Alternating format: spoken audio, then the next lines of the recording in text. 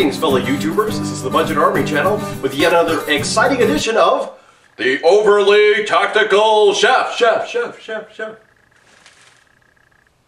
And today, we're going to be working with our friend, the onion. Ammohead did a video earlier today, well, at least the day that I'm doing this video, about, looks like he did a steak and some onion rings. So, I said, I love onion rings. So I'm going to do a video on onion rings. So this is for you, Ammohead. So stay tuned, brother. But before we make the onion rings, we have to make the dipping sauce. The dipping sauce, I think, is just as important as the onion rings as well. So I'll show you how to do that first before we cut up Mr. Onion. The ingredients are very simple. It's horseradish, and I like the cream style horseradish. I like the Engelhofer, by the way. It's really, really good. If you can't get it, they sell it at Walmart, I think. I don't think that's where I got this, but I believe they do sell it there. Mayonnaise, you can use salad dressing, but I find that the tanginess of the salad dressing, like Miracle Whip, kind of overtakes the taste of the dipping sauce a little bit, so I prefer mayonnaise. Also some paprika and some pepper. Actually, there is one other ingredient. Old Bay seasoning. Right there. And one other ingredient that is either you can use it or you maybe don't want to use it. And there's a substitute for it, but I'll get to that a little bit. So first of all, there's no real precise measurements. Don't ask me why, there just isn't, but I start with dollops. Dollop. That's a dollop of mayonnaise. And depending on how much you're going to need or how many onion rings, will depend on how much sauce you make. Okay, 2 dollops of mayonnaise is what I've started with here. Then I go ahead and, let's get this to the bottom. Then I'll go ahead and squeeze in the horseradish, probably about half of the amount of mayonnaise. Of course, that's also going to be dependent on taste. If you like a lot of horseradish, and you're going to put that in there as well. The paprika, I'm going to guess about a teaspoon or so, half a teaspoon to a teaspoon. And then pepper, I just do it until I think it looks good. Now the Old Bay you don't have to use a lot because Old Bay is actually just meant to give it a little pop. So I just sprinkle a little bit on there. Now I'm going to mix this together. Actually, I made a lot here, but I wanted to show you kind of like the texture and things like that.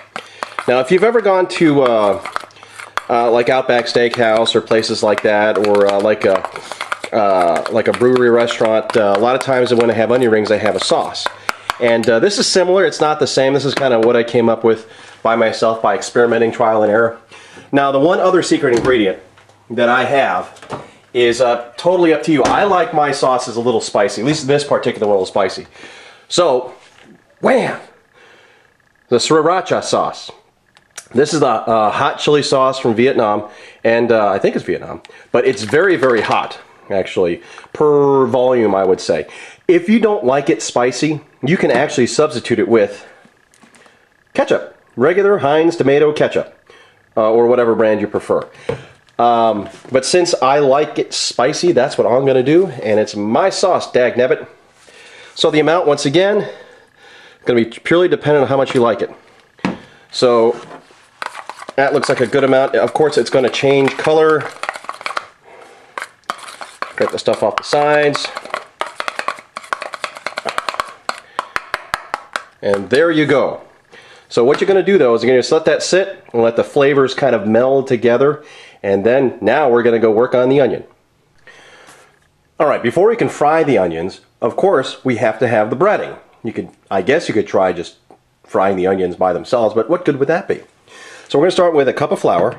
Doesn't have to be sifted, this is all-purpose flour. Nothing special about it. But then we're going to season the flour. I like to put a little bit of cayenne pepper or chili powder, not much. Because remember, this is just going to be flavoring.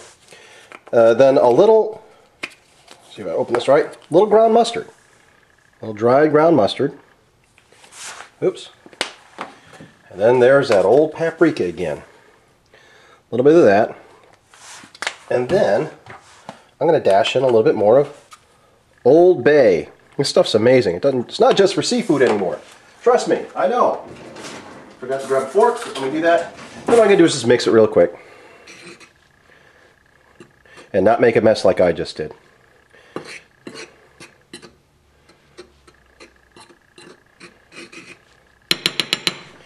Okay, then you're going to need another bowl. Now what this bowl is for the evaporated milk.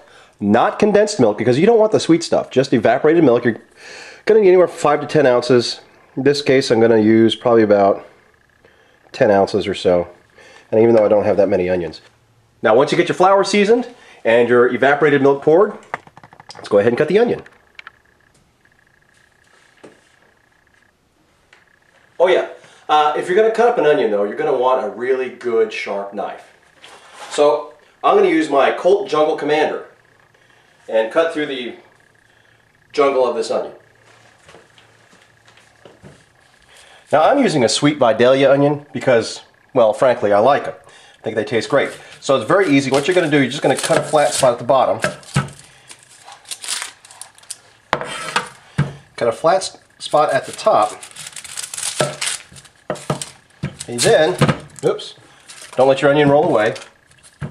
You're going to cut this thing right down the middle.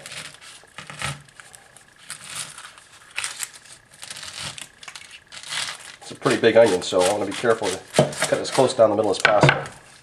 Once you get to this point, you peel off that top layer of skin.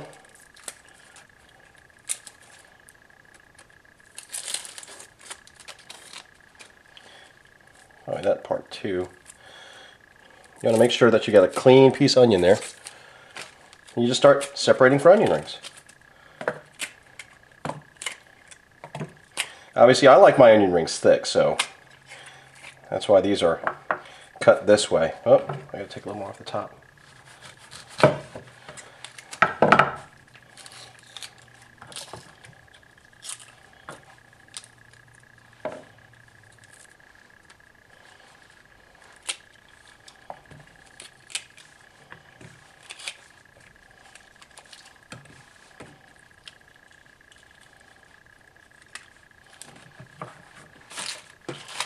Alright, let's get rid of this trash and start breading.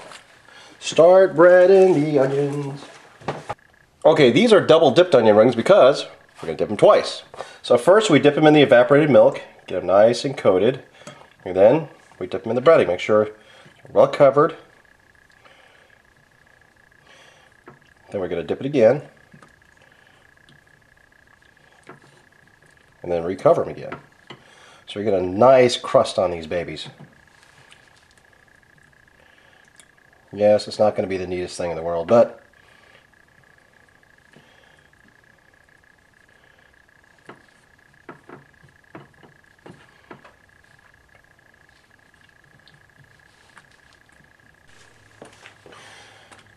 you know, I've heard of some people, I guess, using buttermilk instead of evaporated milk. I've never tried the buttermilk with this recipe, but I'm guessing that it would actually taste pretty stinking good. So, you know, you might want to try it sometime. And if you do, let me know what happened or how it turned out.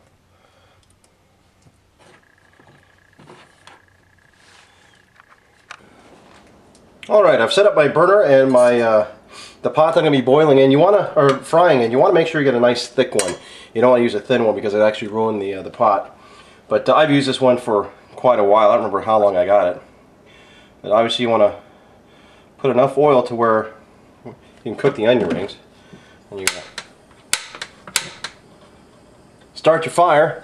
And I've got this temperature gauge thingy here that comes in really handy. I want to say it was like 20 bucks at like Bed Bath & Beyond. But I've got my target temperature set at 325 degrees. I don't want to get my oil too hot because it'll end up burning the batter and not cooking the onion enough on the inside. So 325, I found, for me, works out pretty well. So I'm going to let this thing get up to temperature, and then I'll start frying some onion rings.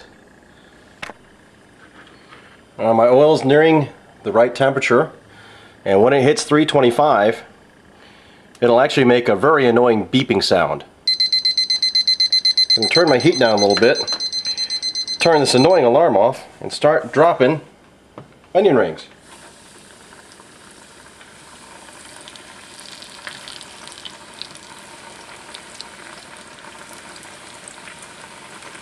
Of course, I want to make sure they all fit, so they will be cooked all the way. I'm going to set my timer for about 3 minutes and 30 seconds.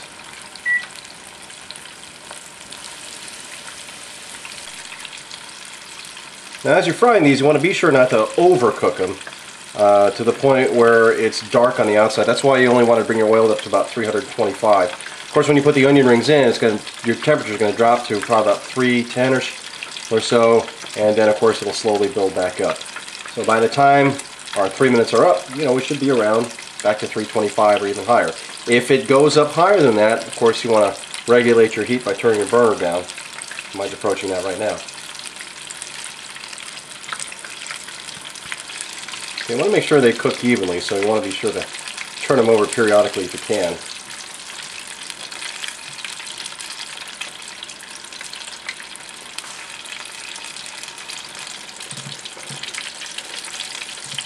Alright. There, look, that's perfect right there. That's the color you're looking for. Some people like them lighter, but I like them about that color right there. If you don't like them that dark, just don't cook them as long.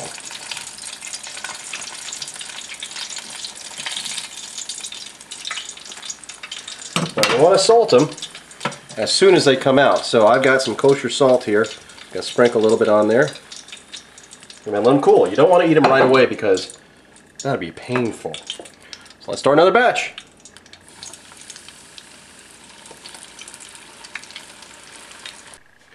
Okay, so here is the finished product with the sauce. And let's go ahead and give this a whirl. Sorry to eat this right in front of you, but not really, that's alright. Mmm. Oh my goodness, is that good. Oh. Mmm. Outside is crispy, the onion is juicy, sweet, and tender. Oh, that's so good. Now, of course you can't make a meal just out of onion rings. So tonight, we're going to have them with ribeye steaks. Alright, thanks for watching everybody. Give it a try sometime when you're hungry. Or even when you're not hungry.